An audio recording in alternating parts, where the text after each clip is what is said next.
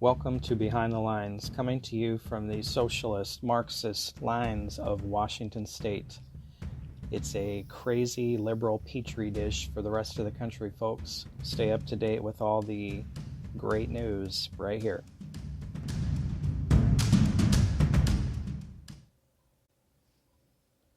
So California has come out with some new COVID restrictions, and they're being told that they cannot travel more than 120 miles from their home.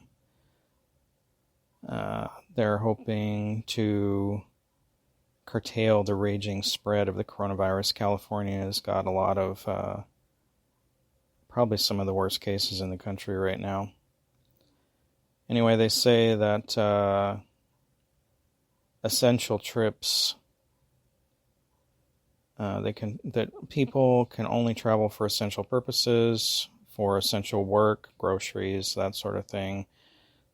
Travelers from other states or countries are strongly discouraged from coming to California except for essential purposes, which they define as the operation, maintenance, or usage of critical infrastructure or otherwise required or expressly authorized by law, including work and study, critical infrastructure, support, economic services and supply chains, health, immediate medical care, and safety and security.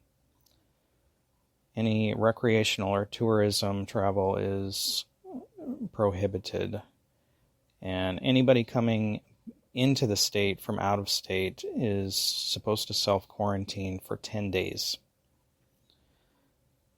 Cumulative coronavirus infections in California reached 2.5 million on Wednesday this week, and the number of new cases has skyrocketed by more than 1 million in less than a month. So you got this going on in California. Can't travel more than 120 miles from your home. They say they're still waiting to see the full fallout from Christmas travel, but it goes on and on. There's a new law being proposed in New York that calls for the detention of individuals deemed public health threat. A proposed bill, this is from Newsweek, proposed bill in New York would give the government the power for the removal and detention of certain individuals considered a threat to public health amid the continued increase in COVID-19 cases. The bill is titled A416, was introduced by Democratic Assemblyman Nick Perry, and according to his website, relates to the removal of cases, contacts, and carriers of communicable diseases who are potentially dangerous to the public health. The bill was set to be discussed in the New York State Assembly Health Committee on Wednesday. The bill states that the governor or health commissioner, upon determining by clear and convincing evidence that the health of others is or may be endangered by a case, contact, or carrier, may order the removal and or detention of such a person or of a group of such persons by issuing a single order. So, and it says the provisions of this section shall be utilized in the event that the governor declares a state of health emergency due to an epidemic of any communicable disease. And obviously that's going on right now. Additionally, the bill also states that the governor or relevant health authorities could have the power to require certain individuals to undergo a prescribed course of treatment, preventative medication, or vaccination, including directly observed therapy to treat the disease and following infection control provisions for the disease. Now, when questioned about this, he said this bill was originally introduced to deal with Ebola virus. So, but of course it's coming back up now, and they're trying to play it off quite a bit.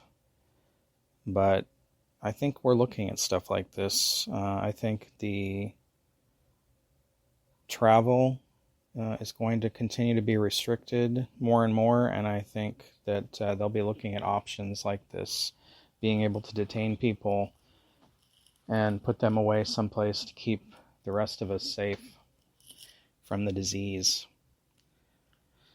Especially with this new version of the virus that's supposedly more contagious. They don't know if it's more deadly. They don't know if they think the vaccine will work on it, but they don't know.